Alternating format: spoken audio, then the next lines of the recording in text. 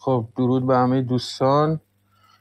با جلسه دوم از پادکست لایسیته در خدمتتون هستیم. بخش اول، جلسه اول در باب تاریخچه لایسیته صحبت کردیم. این بخش دوم میخوایم در مورد تعریف و همچنین یه بخش مهمتر بدفهمی‌ها و کژفهمی‌هایی که در باب لایسیته در تمام سطوح از واژه، تاریخچه، کاربردش وجود داره تو فضای ایرانی، در موردش بیشتر صحبت کنیم که بیشتر برامون جا بیفته این مفهوم خود لایسیته. خب همونجوری که گفتیم قبلا، جلسه قبل کامل در مورد تاریخچه لایسیته توضیح دادیم. انقلاب فرانسه، بعدش شکل‌گیری مفهوم حقوقی لایسیته، لایگردانی در مدارس، 1905 در قانون اساسی و در جمهوری چهارم 1946 و آنچه که امروزه به نام لایسیته وجود داره در قانون اساسی سال 1958 فرانسه گنجونده شد. خب اول برسیم یه تعریف خیلی کلی در باب لایسیته صحبت کنیم در بابش، بعدش به برداشت‌های غلط و بدفهمی‌های رایجی که در باب لایسیته هست مخصوصا تو فضای ایرانی در بابش یه صحبتی بکنیم. خب توی تعریف اولی و مقدماتی میتونیم بگیم که لایسیته همون جوری که توی زادگاه خودش توی فرانسه شکل گرفت و تبیین شده، اون چیزیه که از اتحاد دو تا مضمون سیاسی لازم و ملزوم و جدای ناپذیر تشکیل میشه. یعنی توی فرانسه این مفهوم یک جوری شکل گرفته که دو بخش جدای ناپذیر داره. بخش اول لایسیته چیه؟ جدایی دولت، که دولت حالا چیه؟ دولت در برگیرنده سه قوه مقننه، اجرایی و قضاییه و بخش‌های عمومی جامعه، از نهاد دین و کلیسا، حالا یا تو اسلام باشه، یهودیت باشه، به صورت کلی اون نهاد دینه و مشخصا استقلال دولت نسبت به ادیان و ارجاعات مذهبیه. این بخش اولشه. و دومش تضمین و تأمین آزادی از سوی دولت لایک برای همه اعتقادات، اعم از مذهبی، غیر مذهبی و ضد مذهبیه. پس این دوتا مضمون مضامینی هستن که اینا تفکیک ناپذیر و جدایی ناپذیرن در باب تعریف لایسیته. یعنی در تعریف لایسیته آزادی وجدان، عقاید و ادیان تضمینشون از طرف دولت لایک یه بخش مهمه. بخش دیگرش جدایی دولت یعنی تمام اون بخش عمومی. ما تو فارسی اشتباهاً دولت با حکومت رو برعکس استفاده میکنیم. دولت رو در مقام قوه مجریه میذاریم و حکومت رو به صورت اون کل اون بخش حاکمیت در نظر بگیریم، در صورتی که توی زبانهای دیگه این چنین نیست. استیت میشه دولت، آنچه فراگیره تمام بخش عمومی داره میشه استیت، اون بخش اجرایی دولت میشه گاورمنت.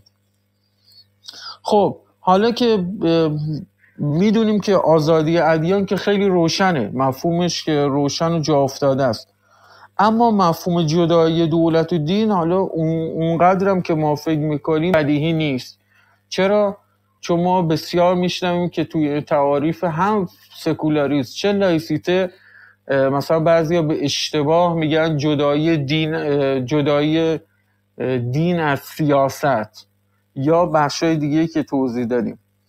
خب توی فرانسه این امر لایسیته به صورت انفکاک و استقلال کامل نهادهای عمومی جامعه از نهاد کلیسا تحقق پیدا کرد.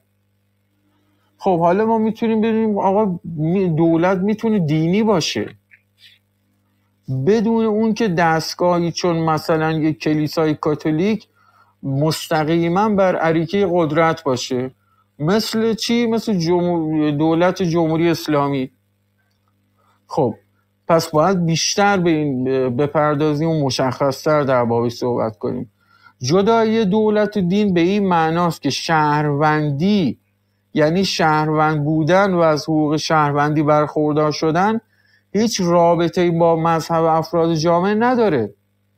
دولت و نهادهای اجتماعی سیاست‌های خودشونو بر اساس دین، در پرتو دین یا در انطباق با اصول دین دیگه تبیین نمی‌کنن.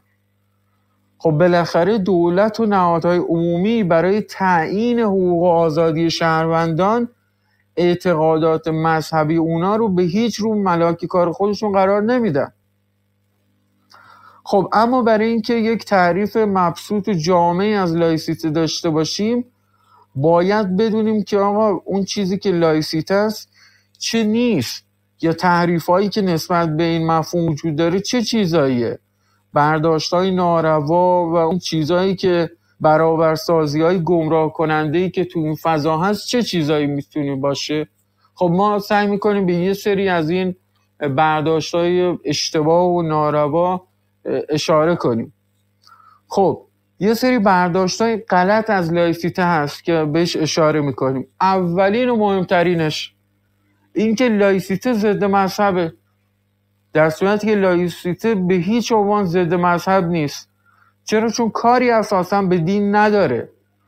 فقط اونجایی بحث لایسیته است اینه که تنها میخواد امر دولت رو، یعنی اون امر عمومی رو، از امر دینی جدا کنه.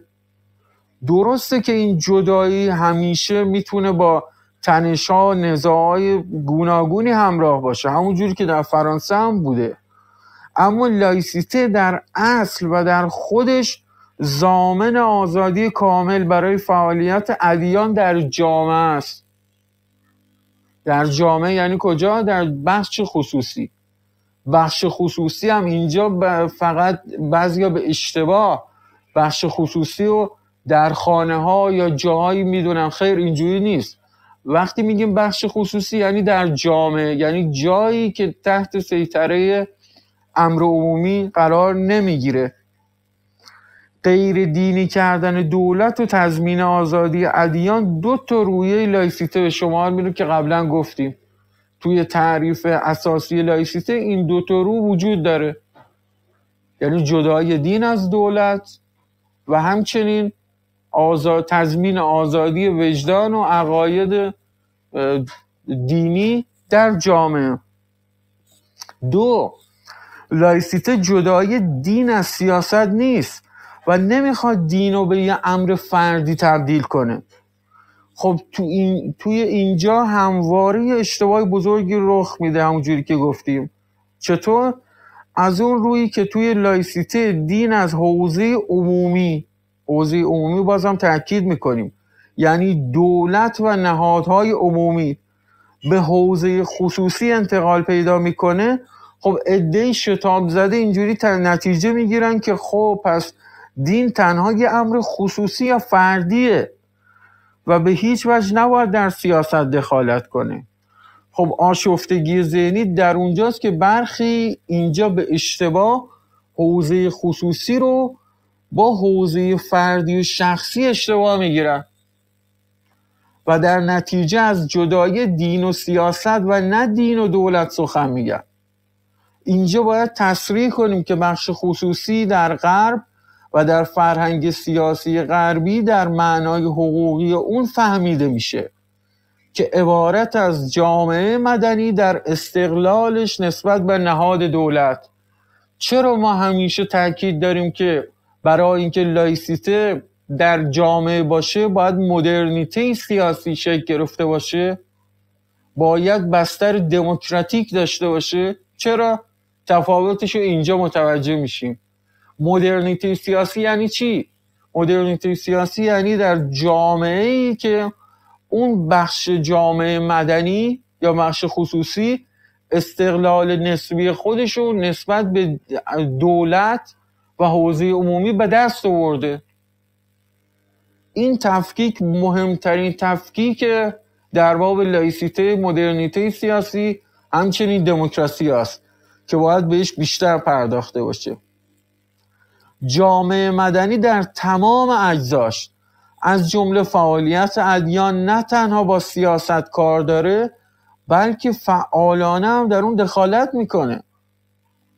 برخلاف نظریه کسی مثل هگل که جامعه مدنی رو ناشی از دولت میپنداشت و در نتیجه مدام به تقدیس دولت میپرداخت، در اینجا حق با مارکس بود که دولت رو محصول جامعه مدنی میدونست، نه برعکسش. مارکس 30 سال پیش از اون که مقوله لایسیته مطرح بشه، تو سال 1843 در یک نقد کوبنده به برونو بایر و برخلاف برونو بایر که جدای دولت دین رو پایان کار دین میپنداش، معتقد بود که با این جدایی دین تنها از عرصه قدرت سیاسی کنار میره ولی توی گستره جامعه مدنی حضور خواهد داشت و دین نابود نمیشه، سر جای خودش برمیگرده. و این حرف مارکس برخلاف خیلی از حرفای دیگهش کاملا درست بود. خب سومین بدفهمی خیلی رایج اینه که لایسیته و سکولاریسم همسان نیستن. لایسیته مدل فرانسوی سکولاریسم نیست. چرا؟ چون این دو منطق متمایز و جدا دارن تو تاریخ غرب. یکیش بهش میگن منطق لایک شدگی، یه منطق دیگهش منطق سکولار شدگیه. منطق لایک شدگی یه ویژگی کشورهای کاتولیکه و کشورهایی که مثل کاتولیک ها یک نهاد دینی فرادست و قدرتمند و رفرم نشده‌ای درش وجود داره که همیشه در رقابت با دولته و ادعای اینو داره که من میتونم مردم رو به سعادت هم دنیوی و هم اخروی برسونم. آنچه که در اسلام به شدت قدرتمندتر از کاتولیسیسم وجود داره. خب در این جوامع که منطق لایک شدگی شکل گرفته، مثلا مثل کشور کاتولیک، نهاد دین یک دستگاه نیرومند متمرکز و سلسله مراتبیه که برای خودش تو اداره و رهبری و زندگی اجتماعی یک رسالت عجیب و غریب قائله. در نتیجه این ساختار دینی در مقام یک قدرت در برابر دولت و در رقابت با اون قرار میگیره. خب پس توی این منطق لایک شدگی در همچین جوامعی دولت و بخش عمومی برای رهایی خودش از سلطه نهاد دینی بسیج میشه. علیه چی؟ علیه دین سالاری مبارزه میکنه و قدرت سیاسی رو از چنگ نهاد دینی خارج میکنه و حوزه عمل نهاد دینی رو از حاکمیت سیاسی به گستره جامعه مدنی انتقال میده. اما برعکس اون تو منطق سکولار شدگی ما اینجا با تغییر و تحول توأم و تدریجی دولت و دین و بخشای مختلف فعالیت اجتماعی مواجه هستیم. یعنی هم دین رفرم میشه، حل میشه در دین، در دولت هم همچنین و بخشای مختلف جامعه این چنینه. این منطق سکولار شدگی عموماً ویژه کشورهای پروتستانه، یعنی در جوامعی که دین پیرایی شکل گرفته. اونجایی که نهاد دینی مثل کلیسای پروتستان برخلاف کلیسای کاتولیک دیگه نه تنها در مقام قدرتی در برابر و در رقابت با دولت عمل نمیکنه، بلکه یک نهادیه در خود دولت و کم و بیش تابع قدرت سیاسی. پس توی این منطق سکولار شدگی فرایند دنیوی شدن یا سکولار شدن نهادهای اجتماعی به صورت تدریجی و کم و بیش آرام بدون رو در رو شدن دولت با نهاد دینی انجام میگیره. خب کج‌فهمی دیگر چیه؟ اینه که لایسیته صرفا جدای دین از حکومت هم نیست، تمایزی ساده بین امر دنیوی و روحانی هم نیست. بعضیا سعی میکنن این امر رو تقلیل بدن به نبرد بین دنیای دنیوی شده، انسان دنیوی شده و انسان روحانی و دینی و معنوی.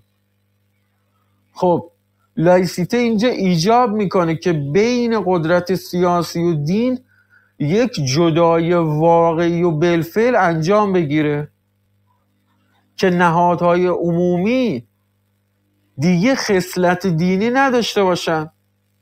یعنی سیاست و هر آنچه امر سیاسی است و کارکرد اونها کاملا از هر گونه ارجاع به دین و مذهب معینی مبرا بشه، یعنی جدایی واقع و بالفعل.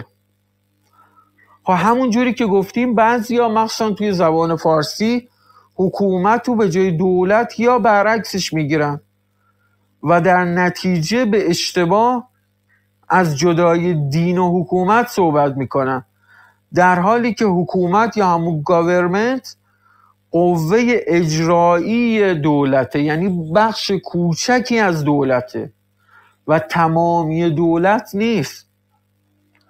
بخش عمومی که شامل دولت و نهادهای عمومی مثل بیمارستان، قبرستونها، مدارس، دیگر مؤسسات دولتی هم میشه و دولت اینجا دیگه محدود به گاورمنت یا قدرت اجراییش نمیشه و قوه قانونگذاری و قضایی و دیگر نهادهای دولتی رو تحت عنوان کلی حاکمیت در بر میگیره.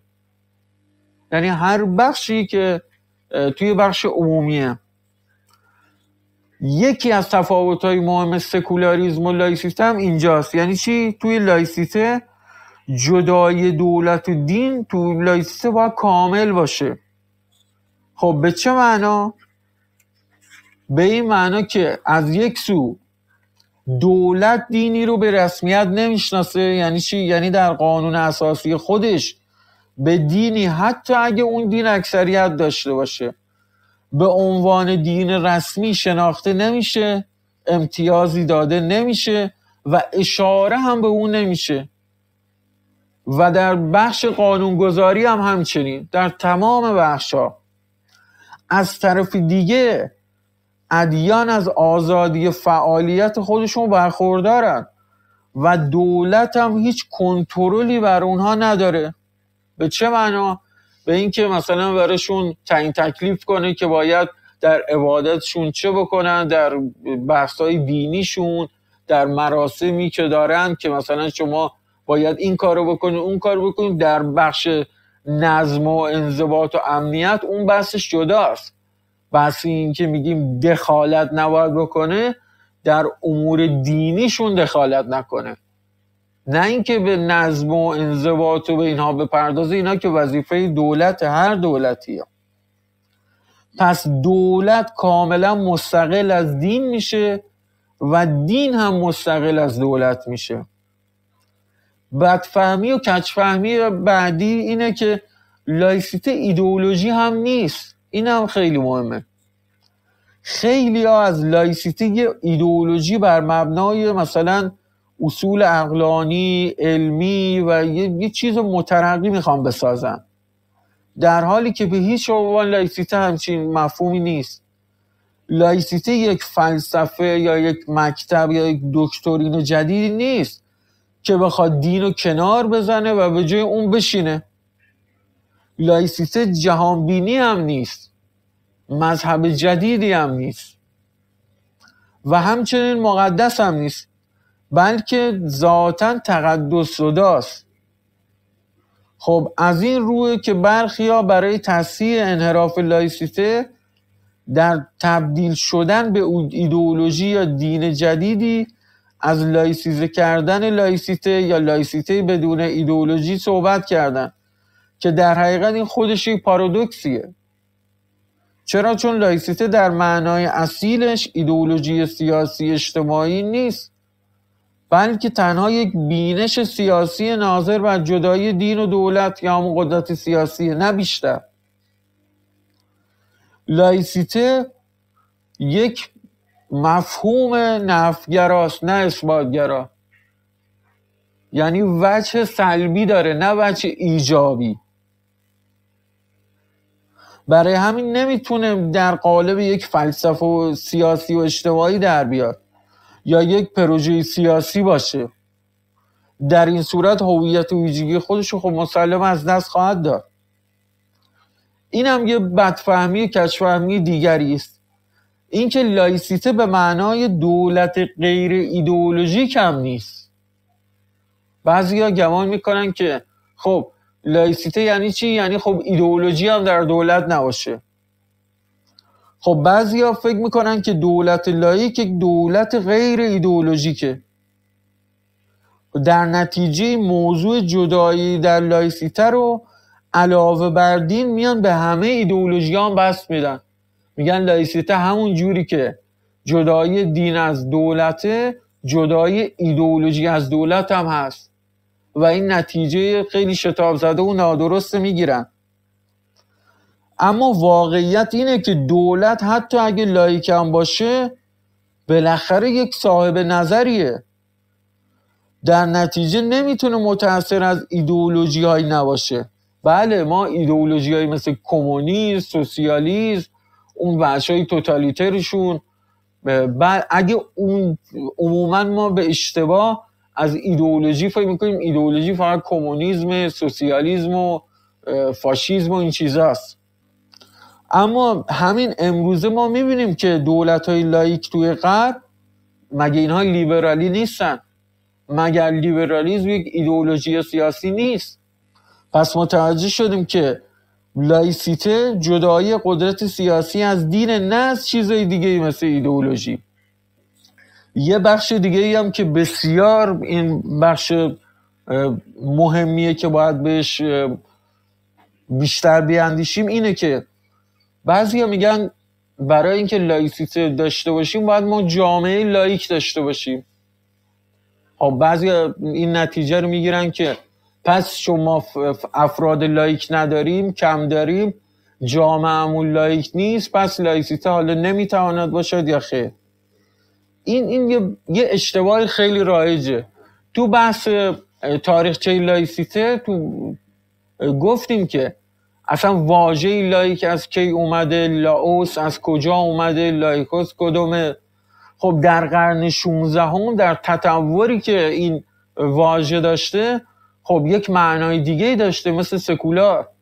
در قرن 16 هم لایک به مؤمنان مسیحی و دینداری میگفتن که جزو سلسله مراتب اون کلیسا نیستن، یعنی کلرک نیستن، کلیساوند نیستن، مؤمن مسیحی عادی هستن. اما توی قرون بعد تو قرن 19 و اینا به چه کسی میگفتن لایک؟ عموما یه خانش این بود که لایک یعنی کسی که دیندار نیست، دینی رو به رسمیت نمیشناسه. اما امروزه توی تعریف مدرنش چیزایی مثل فرد لایک یا جامعه لایک دیگه بی‌معناست. یعنی واژه دقیق این نیست که ما ببینیم که یک فرد لایکه یعنی چی؟ یعنی این که خب دیندار نیست. امروزه توی تأکید میکنم باز دوباره توی معنای مدرنش ما نهاد لایک داریم، نه فرد لایک نه جامعه لایک. لایک صفتیه که در وصف یک نهاد به کار میره و به فرد یا یک جامعه اطلاق نمیشه. چرا؟ چون لایک معرف استقلال و جدایی اون نهاده، مثل دولت، نهادهای بخش عمومی از دینه. عبارت فرد لایک فقط توی حالتی میتونیم بپذیریم در بابش صحبت کنیم که منظور نه بیان خصلت دینی یا غیر دینی بودن اون فرد باشه، بلکه در باب تبیین نقطه نظر سیاسی او در طرفداری از دولت لایک لایسیته باشه. خب در چنین صورتی اون فرد فرد لایک میتونه اصلا مذهبی باشه، آگنوستیک باشه، آتئیست باشه، فرقی نمیکنه. پس فرد لایک ما میتونیم به صورت کلی از یک نقطه نظر سیاسی بگیم، یعنی کسی که موافق جدایی دولت و دینه و از یک دولت و نهاد لایکی طرفداری میکنه. توی بهترین حالتش ما میتونیم همچین چیزی رو به کار ببریم. خب حالا یه سری برداشت‌های غلط که در بابی صحبت کردیم، یه سری همانندسازی‌های افراطی هم وجود داره، مخصوصا از طرف طرفداران لایسیته. خب اینا ما باید بهش بپردازیم. یکی این که لایسیته با دموکراسی یکسان نیست. بعضیا میان از این واژه لاوس میگن خب لاوس به معنای مردمه، دموس هم به معنای مردمه. توی زبان یونانی هر دوشونم، توی زبان لاتین و یونانی هر دوشونم به معنای مردم به کار میرفته و مصطلح بوده. پس یه نتیجه بگیریم که خب اینا یکسانن دیگه، لایسیته و دموکراسی پس یکسانن، در صورت که این کاملا اشتباهه. چرا؟ چون بین لایسیته و دموکراسی گرچه نزدیکی هست، اما یک رابطه مستقیم و مطلقی بینشون وجود نداره. چرا؟ چون لایسیته ناظر و جدایی دولت و دینه و از اون طرف دموکراسی ناظر به حکومت مردمه. از یک طرفی دموکراسی بدون لایسیته امکان پذیره، مثل انگلستان، مثل دانمارک، مثل یونان. مثلا شما در دانمارک و یونان حتی ما دین رسمی هم داریم، ولی در دانمارک خب دموکراسی وجود داره، در انگلستان هم چنین. پس این چنین نیست که اگر لایسیته وجود نداشته باشه دموکراسی هم وجود نخواهد داشت. از طرف دیگه هم لایسیته هم میتونه بدون دموکراسی امکان پذیر باشه با یه وجوهیش. مثل کجا؟ مثل ترکیه و مکزیک. خب بعدی همسانسازی افراطی چیه؟ لایسیته با جمهوری هم همسان نیست. یه سری دیگه فکر میکنن خب چون لایسیته در فرانسه شکل گرفته و لایسیته با مفهوم جمهوریت در هم تنیدگی داره، پس اینا یک مفهوم بسیار نزدیک و شبیه هستن. درسته که این واقعیتی که لایسیته بوده در فرانسه با رشد جمهوری خواهی عجین شده. بعضیا به اشتباه این نظر رو دارن که لایسیته و جمهوری با هم پیوند بنیادین و گسست‌ناپذیر دارن. همونجور که گفتیم درسته که دولت جمهور کامل اون دولتیه که کاملا مستقل و منفصل از هر دینی باشه، اما در خود فرانسه هم جمهوریت و جمهوری قبل از لایسیته وجود داشت و در کشورهای مثل آلمان که ما میدونیم جمهوریه ولی لایسیته وجود نداره. خب میدونی جمهوری وجود داره و کار میکنه، خیلی هم خوب کار میکنه. پس لایسیته از جمهوری متمایزه، با اینکه یک شرط لازمش میتونه برای تحقق لایسیته جمهوری باشه، ولی هیچ همسانی و یکسانی وجود نداره. بعدیش اینه که لایسیته با عقلگرایی هم همسان نیست. بعضیا به اشتباه فکر میکنن که مثلا عقلگرایی انتقادی، علمگرایی در برابر مثلا جزمیتگرایی دینی، این همون لایسیته است. خب لایسیته رو اینا میکاهنش به اندیشه انتقادی. یعنی چی؟ یعنی هر آن چیزی که یک حقیقت مطلق و برینی رو نفی میکنه، چندگانگی نظری و تبادل نظر عمومی رو میپذیره، مدام به دنبال پرسشگریه. اما با این که همه اصول و روش‌های سیاسی درستن، صحیحن، اما نسبت دادن اونها به لایسیته اشتباه بزرگیه. چرا که از اون معنای خودش توهین میکنه لایسیته رو. خب بعدی چیه؟ اینه که لایسیته با حقوق بشر هم همسان نیست، یکسان نیستن با هم دیگه. اشتباه دیگه اینه که موضوع لایسیته رو با اصول حقوق بشر ما بیام یکسان کنیم، بگیم خب این حقوق بشر که وجود داره، خب این همون لایسیته است دیگه، چه فرقی داره، چه احتیاجی به لایسیته است. بعضیا میگن خب لایسیته برای اینه که حقوق بشر رو به کرسی بشونه، یا لایسیته برای تضمین حقوق بشر اومده، یا لایسیته برای تحقق برابری زن و مرده. همون جوری که باز تاکید میکنیم درسته که یکی از دو تا پایه اصلی لایسیته یعنی آزادی ادیان با اصل 18 بیانیه جهانی حقوق بشر در مورد آزادی اندیشه، آزادی وجدان و آزادی دین انطباق کاملی داره. اما اینجا باید ما خیلی هوشیار باشیم، نباید یک باری بر دوش لایسیته بذاریم که در توانش نیست، نباید یک وظایف و رسالتی براش قائل بشیم که از بضاعت و توانایی لایسیته فراتر میره.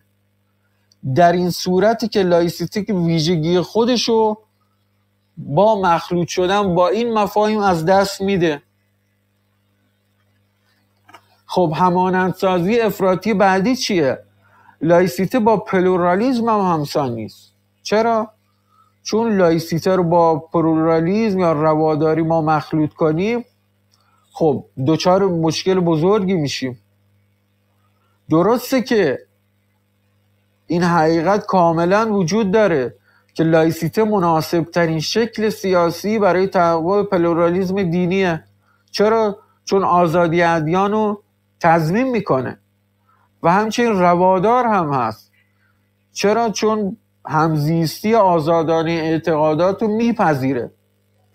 اما اینجا هم باز همون جوری که گفتیم نباید معقوله‌های مختلف و متفاوت رو در هم بیاموزیم و لایسیته رو با معلولهای دیگه همسان بگیریم. چرا؟ چون پلورالیزم و لایسیته بدون همدیگه میتونن وجود داشته باشن. خب این بخش اول رو تموم میکنیم، بریم قسمت دوم. صحبت کنیم در مورد نظریه پردازان ایرانی که در باب لایسیته و سکولاریسم صحبت کردن، که ببینید چقدر بدفهمی های این نظریه پردازان معروف که همه ما میشناسیمشون، کتاب ها نوشتن، بسیار بحث ها کردن، ولی میبینیم که چقدر اینا بدفهمی دارن حتی نسبت به سکولاریسم، چه برسه به لایسیته که حالا تو فضای ایران خیلی جدیدتره، تقریبا 25 سال 30 ساله که شاید عمر داشته باشه به طور مثال، از دهه 70 به بعده. خب در باب سکولاریسم و اینا که بسیار نوشتن، ما خیلی کسایی داریم که من فقط بهشون اشاره میکنم، مثلا کتاب معروف محمد برقعی به نام سکولاریسم از نظر تا عمل، دوم دو گفتار از عبدالکریم سروش به عنوان دین و دنیای جدید و همچنین کتاب معنا و مبنای سکولاریسم، سوم که پرداختی نظری از محمد رضا نیکفر به نام طرح یک نظریه بومی درباره سکولاریزاسیون، چهارم نقطه نظری از سید جواد طباطبایی در اون کتاب معروفش دیباچه‌ای بر نظریه انحطاط ایران، پنجم رساله از مراد فرهادپور تحت عنوان نکاتی پیرامون سکولاریسم، یا یه مقاله از علیرضا علوی تبار به نام سکولاریسم و دموکراسی مورد جمهوری اسلامی ایران، هفتم بحثی از مصطفی ملکیان تحت عنوان سکولاریسم و حکومت دینی. فقط من این بخش آخر ملکیان رو یه توضیح کوتاهی بدم، احتمالا میدونید ملکیان خب از اون آدمایی که نظریاتش خیلی متفاوته، یعنی حتی امروزه خوشبختانه ملکیان از لایسیته هم دفاع میکنه، یه بحث خیلی خوبی هم داره، میتونید توی حالا سینا جان میتونه چیزامونو بذاره، لینک توی بخشا رو بذاره، سینا جان اگه بتونی اون لینک کانالامونو بذاریم تو تلگرام هست. یه بخشیه که مصطفی ملکیان در باب لایسیته از باب اخلاقیش بحث میکنه. اون مقاله رو اگه تونستین حتما بخونید. این بخشی که ما داریم صحبت میکنیم که مصطفی ملکیان این مقاله رو نوشته در باب سکولاریسم حکومت، میخوام فقط اینو اشاره کنم که نظرش متفاوته، یعنی برگشته نسبت به کسای دیگه‌ای که کار کرد و نوشتن. مثلا در باب اختلاف سکولاریسم و لایسیته، مثلا محمد برقعی، محمد رضا نیکفر، سید جواد طباطبایی. خب بخوام ببینیم اینا اصلا لایسیته رو چه میدونن، نظرشون در مورد سکولاریسم چیه. حالا بعد آخر روم که رسید من منبع اینا میذارم، حتما بریم بخونید، خیلی کاملتر، خیلی به دردتون میخوره. خب لایسیته میدونیم که تو بیشتر متنای ایرانی اصلا اساسا یا مطرح نیست، یک بدفهمی‌های عجیبی نسبت بهش هست. خب میدونیم یه مفهوم خیلی جدیدتره. ما عموم نظریه پردازان ما عموماً با مبانی انگلوساکسون بیشتر اخت هستن از قدیم. البته تو بحث لاتین و رومی کمتر. مثلا توی فرانسه خوشبختانه الان یه تعدادی توی این سالهای اخیر، توی این 20 سال اخیر وجود دارن که با اون سنت فکری لاتین که همون فرانسوی و اون بخشای دیگه باشه، خب بیشتر میخونن، بیشتر میدن. ولی عموما حتی به سکولاریسم و لایسیته یک دید انگلوساکسونی دارن، یعنی بیشتر توی انگلستان، آمریکا، کانادا یک دید کاملا متفاوتی، حتی مبنای حقوقی اینها متفاوته. یعنی روم مثلا ما تو سنت حقوقی روم و ژرمنی داریم، انگلوساکسون داریم، اینا با هم دیگه متفاوته. خب بیشتر در این مورد اصلا لایسیته خیلی کم صحبت میشه، خیلی کم نوشته میشه و بیشتر مواردم با سکولاریسم که اصلا یه مقوله دیگه‌ایه در هم آمیخته است. یعنی میدونیم تو چه برسه تو فضای سیاسی ما، تو حتی روشنفکران ما وقتی در مورد سکولاریسم صحبت میکنن متوجه نمیشه که در باب چه چیزی دارن صحبت میکنن. یعنی تفاوت دقیق و خیلی بهش نمیپردازن. خب خیلی جا که لایسیته رو مترادف میدونن، همونجوری که خیلی هم شنیدید لایسیته رو سکولاریسم فرانسوی میدونن و یک آشفتگی آموزش و ابهام بزرگی از این دوتا مفهوم هم در تعاریفشون توی توضیحاتشون هست. مثلا در سکولاریسم از نظر تا عمل که برقعی نوشته، مثلا میتونیم این بخشا رو بخونیم، خیلی عجیبه، خیلی هم جالبه. آقای برقعی میگه سکولاریسم پیامد روند لایک شدن جامعه است. یعنی یه ادعای خیلی عجیب. دو مفهوم لایک و سکولار که در فارسی به صورت مترادف هم به کار میروند، در غرب هم به ویژه در مباحث علوم سیاسی و اجتماعی به صورت مترادف به کار میروند. آقای برقعی مینویسه دو اصطلاح سکولار و لایک چه در زبان فارسی چه در زبان‌های اروپایی در بسیاری از موارد به صورت مترادف به کار برده میشوند، هرچند گاه برای اصطلاح سکولار یا معنای وسیع‌تری از لایک در نظر گرفته میشه. میگه از لایسیته تا سکولاریسم اگر پروتستانتیسم در لایک کردن جامعه و غیره نقشی دارد، همین توجه به امر این جهان است. سکولاریسم به عنوان یک اصطلاح و یک مکتب فکری سالها بعد و حتی بیش از یک قرن پس از لایک شدن جوامع اروپایی پیدا شد. این آقای برقعی بود، دانشمند بزرگی ما.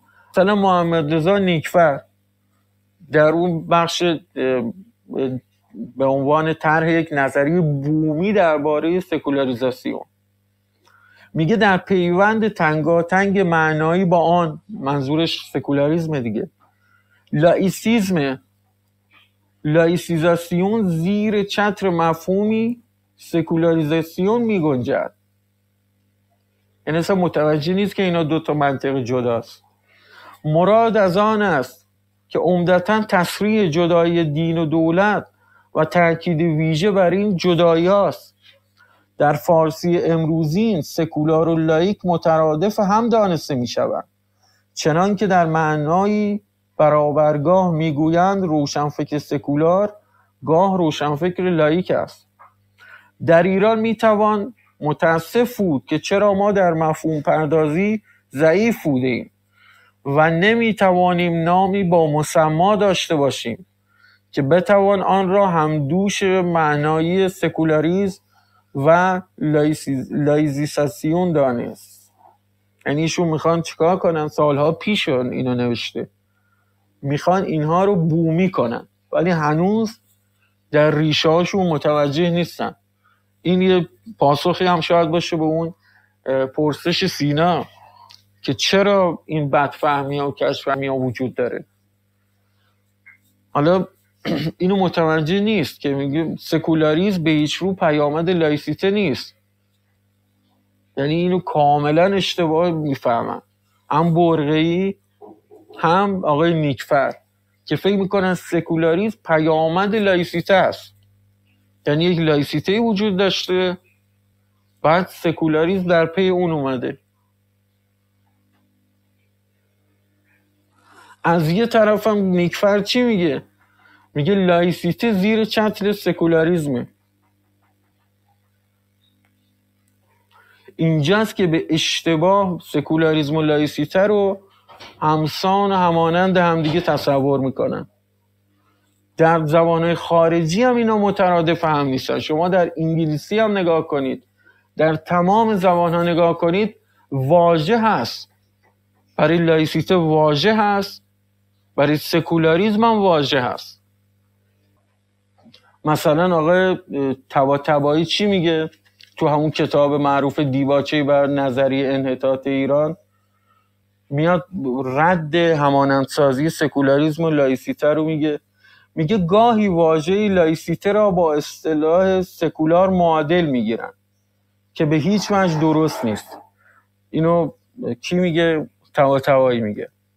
مفهوم لایسیته اصطلاح فرانسوی است، در آغاز برای بیان نظام حکومتی برآمده از انقلاب فرانسه به کار رفته است. جز فرانسه، مکزیک و با مسامحه ترکیه که از این حیث مقلد فرانسه است، هیچ یک از نظام‌های حکومتی اروپای مسیحی را نمیتوان لاییک خواند. اما خود طباطبایی با این تأکیدی که داره بر نامترادف بودن سکولار و لاییک دوچار یه اشتباه بزرگ میشه تو توضیحاتش. چرا؟ چون اصطلاح لایسیته همون جوری که در موردش صحبت شده برای اولین بار تو سال 1871 تو فرانسه اومده، در صورتی که آقای طباطبایی اینجا میگه چی؟ میگه این لایسیته اصطلاحی فرانسویه که برای نظام حکومت برآمده از انقلاب فرانسه به کار رفته. اینو از کجا آورده؟ عجیبه. لایسیته 1871 برای اولین بار توی روزنامه میهن اومده توی فرانسه. دولت انقلاب فرانسه کیه؟ 1793 94 تا 1802 تا دیرکتوار و اینا رو اگه کلن در نظر بگیریم تا 1802 هم تازه تا موقع هم مسامحتا میتونیم در بابش بگیم. مثلا اینجا خلط کردن سکولاریسم یا عرف و جدای دین و دولت رو میتونیم توی آثار این سه نفر ببینیم. مثلا محمد برقه‌ای، علیرضا علوی تبار و عبدالکریم سروش. یکی از ترجمه‌هایی که انجام میدن چیه؟ اینه که سکولار و لاییک رو ترجمه میکنن به عرفی و سکولاریسم و جدایی دین و دولت میخونن. در حد دوتا موردشون دوچار خطای بزرگی میشن. مثلا محمد برقه‌ای تو سکولاریسم از نظر تا عمل میگه لایسیته یا عرفی شدن به معنای جدا شدن مذهب از نهادهای عمومی و واگذاری اونها به دولته. دو مفهوم لاییک و سکولار عموماً عرفی ترجمه می شوند. سکولاریسم یا نظام عرفی یا جدای دین و حکومت یکی هستن. لاییک در زبان فارسی به عرفی و غیر دینی و سکولار به عرفی و غیره ترجمه میشه. به جای هر دو اصطلاح لاییک و سکولار کلمه عرفی رو ما برای اونها به کار میبریم و از آن روی که در این نوشته کاربرد سیاسی این مفاهیم مورد نظره، لذا همه جا مقصودمون از این اصطلاحات جدایی نهاد دین از حکومت می باشد. همون که در غرب تحت عنوان جدایی کلیسا از حکومت از آن یاد می شود. اگر پروتستانتیسم در آماده کردن جامعه برای جدایی دین از حکومت نقشی دارد، همین توجهش به امر این جهانی است. بدین ترتیب ملاحظه می شود که در غرب کشورهای مختلف و انگیزهای مختلف و از راه‌های مختلف مسیر جدایی کلیسا و نهادهای دینی از حکومت یا به اصطلاح معروف در ایران دین از حکومت را پیموندند. حالا علیرضا علوی‌طبار چی میگه تو رساله‌ای تحت عنوان سکولاریسم و دموکراسی؟ میگه شاید برابر نهاده فارسی دین جدایی برای آن همون منظورش سکولاریزاسیونه مناسبتر از سایر برابر نهادها باشه. یعنی میگه تو فارسی ما اینو بیاریم، دین جدایی. و کاربردهای مختلف سکولاریسم اینه: خصوصی سازی دین و جدا کردن آن از زندگی اجتماعی. این کاربرد از سکولاریسم دعوتی است به جدا کردن دین و جامعه از هم. حالا عبدالکریم سروش چی میگه تو مقاله دین و دنیای جدیدش، تو نوشتش؟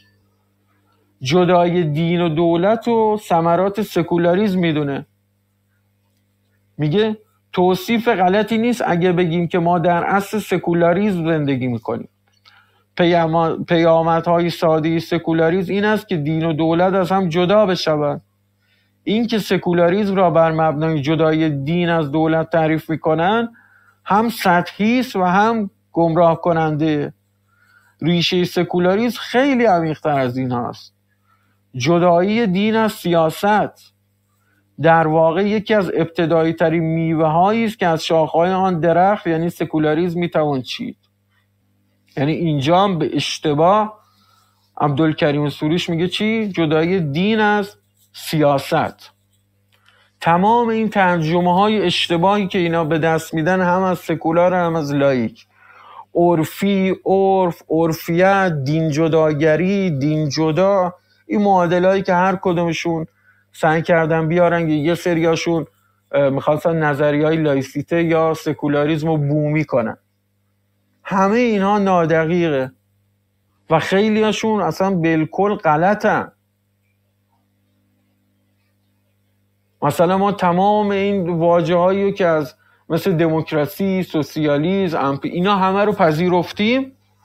جالبه که این واژه ها رو نمیخوان اینا بپذیرن، میخوان حتما یک برابر واژه‌ای براش درست کنن. حالا اون برابر واژه‌ای که هیچ کدوم از کشورها، نه انگلستان، نه ایتالیا، نه هیچ کشوری عموما درست نکرده، اینا سعی دارن یک برابر نهادی براش درست کنن که عموما هم غلطه. نه اون معنای اصیل سکولاریسم رو میده، اون چیزی که اینا بهش میگن عرف، نه اون معنای لایسیته رو میده.